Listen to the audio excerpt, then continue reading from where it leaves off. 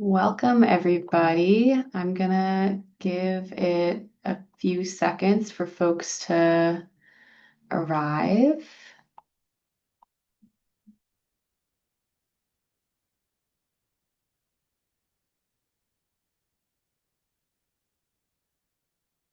Okay, looks like attendees are leveling off. So I'll go ahead and get started.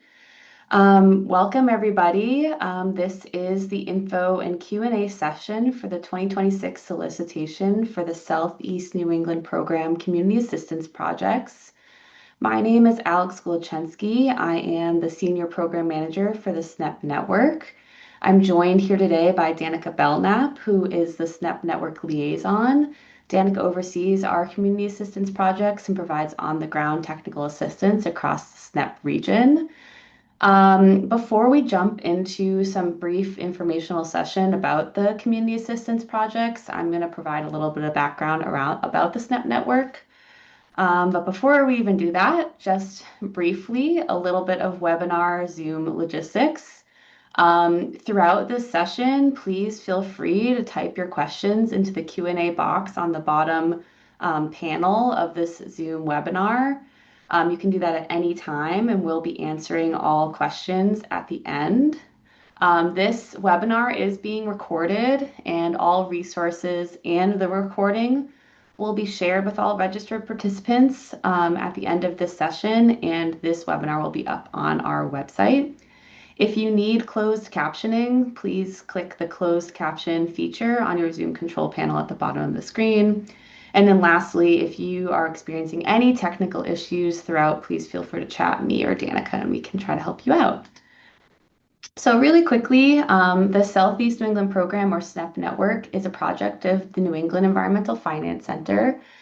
We are a regional technical assistance provider that works across all 6 New England states. We're based out of the University of Maine system here in Portland, Maine, and we're really focused on supporting communities, tribes, organizations around capacity building through technical assistance and training on a variety of topics, including stormwater management, climate resilience, water infrastructure, and more. And although I imagine a lot of you are familiar with the SNEP program and the SNEP network, I just want to provide a little brief background. The SNEP network was formed in 2019 as a core program of the Southeast New England Program Geographic Program, which is a regional watershed-based program focused on supporting southeastern Massachusetts and Rhode Island through cooperative agreements and technical assistance. The SNEP network we are primarily a collaborative of 15 plus partner organizations. We are a collaborative of nonprofits, technical assistance organizations, university-based organizations that are really focused on supporting communities throughout the SNEP region with capacity building, training, to advance watershed-based ecological restoration and sustainable funding and financing projects, all the way up to implementation. And of course, the SNEP network is a project of the NEFC and is funded by the EPA. And just really briefly, the SNEP network, the way that we operate is we work, because we are a partnership-based group, we're able to operate across the entire region to take a holistic approach to support communities in advancing their watershed-based goals. So in addition to the direct technical assistance that you're going to learn a lot more about today, we also develop tools and resources and are able to identify opportunities for sharing of best management practices in the creation of standardized approaches. And we also are able to collaborate with regional stakeholders to really advance solutions across the region. So in addition to the direct technical assistance, we also do a lot of trainings and again, that regional coordination. If you aren't familiar, on our website, we have a whole variety of tools and resources available that can be used at any time that we've developed over the past 7 years. A lot of our technical assistance and training is really built on the resources that have been developed. In particular, an example is the New England Stormwater Retrofit Manual, which was developed in coordination with the UNH Stormwater Center and now forms the backbone of the Stormwater Planning Series, which is one of our core offerings that we offer through the Community Assistance Project. I already mentioned this, but we also provide trainings and workshops and have a whole variety of on-demand resources on our website. And our trainings and tools really are weaved into the types of assistance that we can provide. We often focus on peer-to-peer learning and pairing trainings and resources with the technical assistance that we provide. And of course, we're here today to talk about the 2026 solicitation for the community assistance projects. So the SNEP network opens up an annual opportunity for communities to submit their project ideas. This year's solicitation opened on June 1st, and applications are due on July 15th at close of business. Um, just really briefly, we support the solicitation is open and flexible for a reason. We are able, because we are a technical assistance not network, we are able to work flexibly hand in hand with communities on your project. But generally speaking, we support projects that are in the planning and scoping phase, and we can work anywhere from project ideation up to that implementation. So we're really here to help advance projects to implementation phase. There's a lot of details on our website around the types of projects that we are able to support and past project ideas, but generally speaking, we support stormwater and watershed management, innovative funding and financing, ecological restoration, and climate resilience projects. And generally speaking, the SNEP network is prioritizing project submissions that are really actively involving community leadership and build the local capacity of whatever organization is applying. We prioritize projects that are in partnership with others across the region and strengthen peer-to-peer exchange. We're always looking to leverage existing work that has been done by a community. And of course, we would like to work with every community in the SNEP region. So we are always looking to work with folks that are new to the network. I briefly mentioned this earlier, but we offer two types of assistance through the solicitation. We do one-on-one technical assistance, which is where, as a community, you identify a project and we'll pair you with SNEP Network technical assistance experts to do a whole variety of different types of projects. We also have a variety of regularly occurring group trainings, such as our in-depth stormwater training series, as well as, technical assistance that might include peer-to-peer learning, such as we have done, numerous bylaw ordinance reviews with opportunities for exchange. And just really briefly, details. The solicitation is open to all municipalities, tribes, and nonprofit watershed-based organizations that are located within the Southeast New England region. So you can see the map here on the right is an outline of the SNEP region. Community applicants must be wholly or partially within the SNEP region, and if you are partially within the SNEP region, your project must exist within the SNEP region. And if you have any questions about that, always please reach out. There's also a interactive version of this map on our website if you need to zoom in. We ask that communities commit staff time and leadership support to the project. Because this is not a grant offering, but a technical assistance offering, we do work hand in hand with communities over the course of about a year. And so staff often are, in meetings or providing feedback or connecting with our partner organizations. So we do ask for that commitment. And then lastly, some projects might involve, a conceptual design for stormwater retrofit on, say, a municipally owned property. All we ask is that the authorized entity to act on the actual implementation of that project are included in the project, such as the town. And yeah, how do you apply? So there are a lot more resources on our website. I can even navigate to that really quickly, but there is a short application form that you can submit online. There are about 5 questions there. After applications are submitted, the SNEP Network team of partner organizations evaluates based off of criteria that are very clearly stated in the application.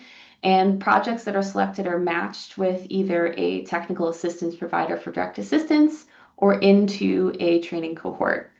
From there, we work directly with you to develop out the scope, the schedule, and we will work on a memorandum of agreement that clearly outline the services that are offered. And then typically our assistance projects take place over the course of a year, although often we will work year to year with communities. And we are very committed to supporting you in next steps and seeking funding at the completion of your project. Really briefly, I mentioned this earlier, but the application deadline is July 15th, and we notify communities by September. Projects typically begin sometime in the fall, although depending on the project and the timeline, we can often start projects at the beginning of the next year as well. You can use this QR code to get to all of our information in our website. And last but not least, before we open it up for open questions, I just want to note that if you have any challenges or issues with your application or have any specific questions on the solicitation itself, please reach out to me. And we have a lot of time slots open next week and the week after for 30-minute consultations with Danica. So we are here and available for project consultation. If you have a specific question about your project that you have in mind and you're not sure where it fits, or you're maybe deciding between, if you're deciding or need really specific assistance, Danica is able to meet with you in one-on-one sessions. And yeah, Danica just dropped in the chat the sign up link for project specific questions. And before I open it up for questions, I just want to quickly open. Here is the website for the Community Assistance Project solicitation. You can find kind of the nitty gritty details in the solicitation itself that also includes some specific examples of the types of projects that we can support, and the project application questions themselves. And then the submission form is at the bottom. I just wanted to point that out. And with that, I just wanted to flash up on the screen our partner organizations who provide assistance through the network, and Danica and my contact information. And now, Danica, I would love for if you have anything you want to add in that I missed, but otherwise we can open it up for questions. Yeah, thanks, Alex. I don't have anything to add. I did drop links in the chat, but I don't think everyone can see the chat. Cameron, I don't know if, as the host, for me, it only shows that my chat went to the hosts and panelists. I don't know if there's a way that you can send my messages to everyone. Give me one I can do. Cam, I can do it. I think I have it, so I can. Here, I'll stop sharing my screen so everybody can see. Sorry about that. Yeah, so in a moment, everyone should be able to see the links that I put in the chat to that interactive map where you can zoom in and see if you are located in the SNEP region, the web page that Alex just shared to the solicitation, as well as the office hours sign up. And we have a few questions in the Q&A. Reminder, if you want to ask a question on the Zoom kind of menu bar under the Q&A box, you can put your questions there and we'll start going through them now. So the first question is, would a quasi-governmental conservation district qualify for assistance? We partner with the USDA to serve farmers and also municipalities to perform stormwater quality projects. Yes, I believe so, right, Alex? Any municipal government or nonprofit would be eligible within the region. Next is, what is the funding success rate of projects that have gone through this program? I don't know if we have that. That's a really great question, and I'll note that it's a little tough to answer that question because we support communities at all phases of project, from project ideation, we support community outreach processes all the way up to kind of the nitty gritty of like you need design services to get to implementation. I will note that in the first round, in the first 5 years, we did have numerous projects go on and get multiple sources of funding to kind of continue along that continuum of moving the project forward. But we don't have a direct, like, oh, certain percentage of projects, but many projects that we've worked on have gone on to receive different state or federal grant programs, and also have either through SNEP Network support built relationships with the partner organizations I flashed on the screen to help directly with seeking out whatever the next step is in that project. I hope that answered your question, but yeah, and you can see all of our past projects up on our website, and I can also get that link while Danica answers the next question. Okay, the next question is, when you said you would like to see leadership in the community as an RPA assisting a community or communities in a project, would you like to see the municipal staff utilizing SNEP working hours are part of their leadership, or can the RPA utilize the SNEP staff hours? Does it make the application more competitive if the municipal staff are actively moving the project forward? The reason why we want to see local municipal staff involved is because we want to ensure that they are a part of the decision-making process, really. So if you were an RPA working with a municipality and the majority, like if your hours were completing the majority of the work, that is fine. We just want to see a municipal partner who is involved in the process and who is participating and helping with the decision making, right? Alex, is that a fair? Would you add anything to that? No, I think you got it, Danica.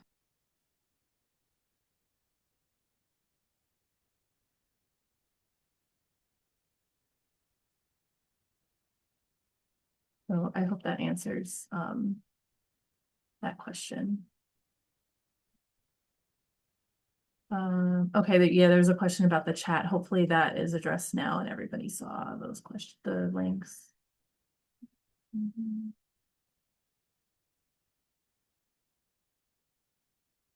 Okay, the next question is, for the stormwater planning series, do we need to propose a project for that or a group or cohort to be involved in that? Or can one organization apply to participate more generally in a full cohort? You do not have to include, you can submit an application just for your organization or your municipality. So we would do the work of, like, depending on which communities apply for that, we would bring the cohort together. So if you're interested in the training, you only have to apply on behalf of yourself and your community. But I would include, like, in the application, include the others in your organization or in your community who would participate in the training, but you would all kind of be one member kind of participating in the training.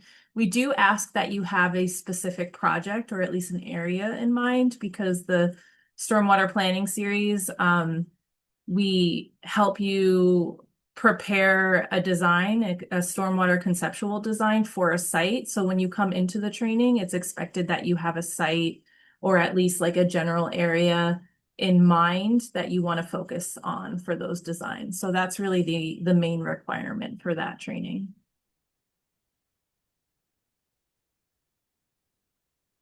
And then the next question is, would this fund staff in the project permitting phase? So the way that this program works is it's not funding, so we wouldn't be able to give you funding to fund your staff's time. What we're providing is the technical assistance. So we would give you the time, like we could fund the time of our technical assistance providers who are assisting you. So while you wouldn't receive money to fund your staff's time, you wouldn't have to worry about funding the time of the technical assistance provider, if that makes sense. So you are getting their time to assist you. And then in terms of the local participation, that would kind of be on your time, like the hours that you would spend in participating in the decision making for the project. But in terms of project permitting, yes, that would be an eligible phase, and we could assist with the permitting process too, and the time to put together the permits. So the project permitting phase is totally eligible. It's just we couldn't fund your staff time on that. Next question is, would a newly formed lake association be eligible? We are a Rhode Island nonprofit corporation and have recently submitted a 501c3 application to the IRS. The scope is ecological restoration, watershed management. If you are, you would be eligible as a 501c3. If I don't know about the semantics of if you submitted your application and it hasn't been approved yet, I don't know how that would work. I don't know if you have any insight there, Alex, but Yeah, I would say to Margaret, the person who submitted this, I would suggest reaching out to us directly and we can kind of work with you on the specific details there, kind of behind the scenes to make, yeah, to double check. So please feel free to email Danica and I, and we can kind of go through the details with you to make sure if you are eligible. thank you. Okay, next is, can you provide examples of ecological restoration projects you have supported and the type of technical assistance or deliverables supported for these? So in terms of ecological restoration, we've helped with like preliminary kind of assessment and scoping. So one that comes to mind, actually, we're doing a webinar in a couple weeks about a salt marsh restoration. So one of our technical assistance partners is Mass Audubon, and they have a new GIS-based framework for assessing salt marsh restoration potential. And we just worked with the town of Westport. Mass Audubon worked with the town of Westport this past year to kind of use that tool to look at the condition of salt marshes across the town of Westport and help them kind of see which areas are more in need of restoration and kind of target different types of strategies for restoration. So that's kind of an example of the level of assistance we can provide in terms of ecological restoration. We wouldn't have the capacity to really like design a project for you, but we would be able to kind of go out and visit a site with you and look at options and recommend some potential options and help you figure out next steps. So like we could help you apply for the grant that you would need to get an engineer to do like a more thorough assessment and design process and just kind of help you navigate the permitting and the design process. That type of like scope.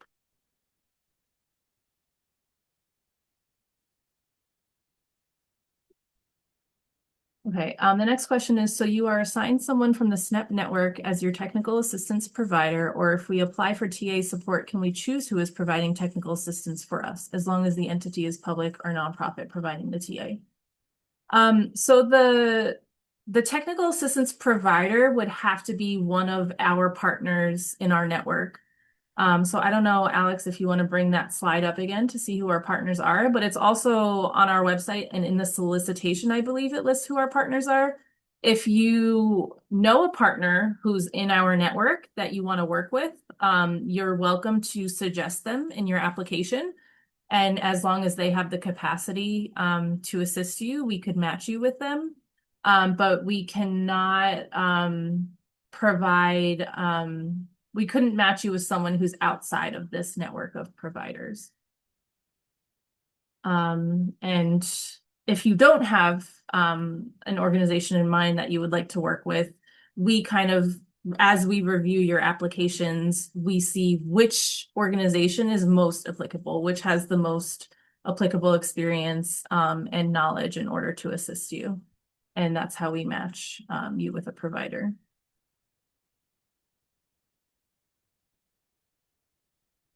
Okay, technical assistance is requested to develop a coordinated flood mitigation, stormwater utility, sewer, transportation, and coastal resilience implementation strategy for the corridor. The assistance would focus on integrating existing studies, evaluating feasible alternatives, developing preliminary project concepts, identifying funding opportunities, and positioning the corridor for future engineering, design, and construction funding. Would this type of project be a good fit? Generally, yes. to kind of do an assessment. It looks like this would be kind of an alternatives analysis, looking at previous work and studies that have been done and kind of identifying a strategy for implementation. That is something, that's the type of project that we have completed before, and that would be in the scope. If you want to discuss further, I would encourage you to schedule an office hours consultation. We can discuss the project specifically. But yeah, generally, it does sound like that would be a fit. And any other like project specific or types of project questions, we encourage you to schedule office hours so we can give you more direct feedback on your ideas.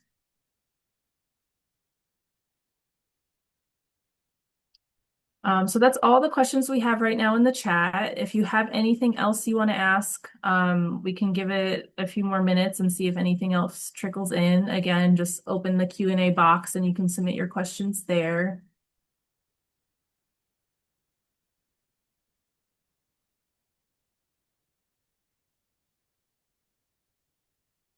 And then if any other questions arise, any general questions after today, feel free to send them to us by email.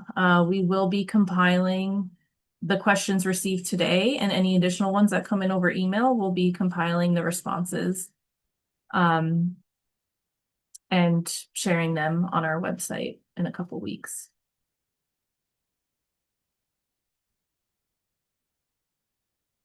And Alex just dropped both of our emails in the chat, so feel free to reach out. Okay, so one more question just came in. Can I sign up to participate in the stormwater planning series, or is there an application? So yes, through this solicitation, you can sign up for the stormwater planning series. We have a couple trainings. The stormwater planning series is one training that like we expect to definitely offer again this year. We've offered it every year for the past 5 years, I think. And you can apply to participate in that training through this application. So when you download the application form, you'll see there's a list of services and you kind of check the boxes on the ones that you are applying for. And one of the options you will see is stormwater planning series.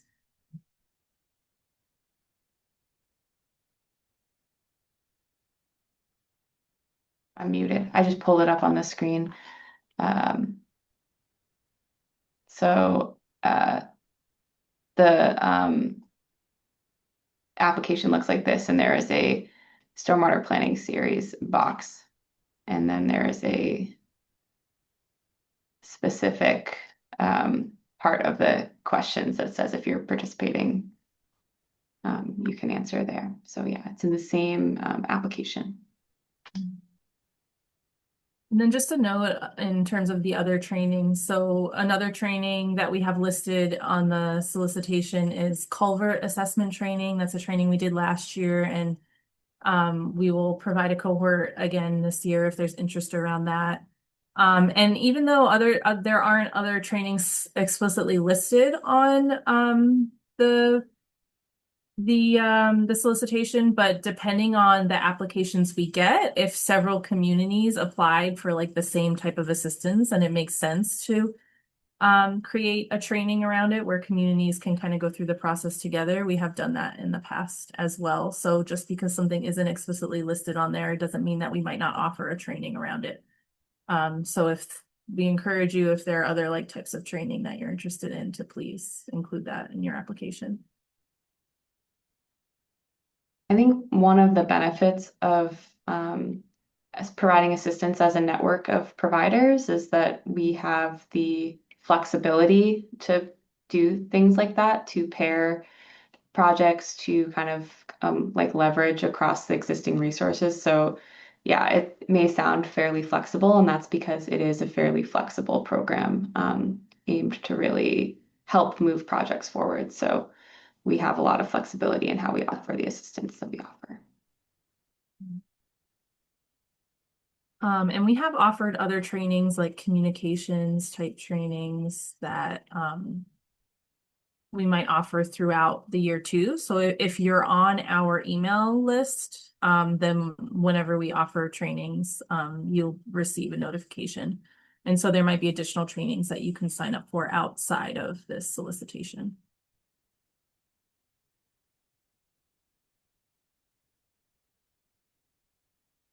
I'm not seeing any more questions in the chat.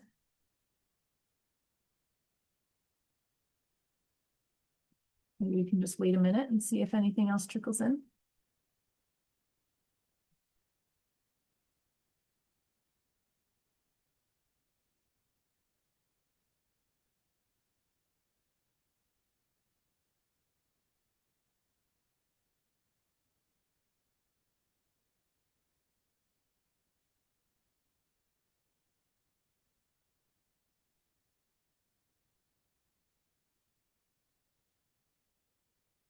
Thank you for the information this morning. You're welcome. Thanks, everyone. Yeah, thank you for tuning in. And yeah, like Danica said, we are available and able to answer questions via email and through those 30-minute consults. So please do not hesitate to reach out with further questions, project-specific questions, eligibility questions. We are available. So yeah, thank you, Everyone. everybody. I'm gonna close the session now.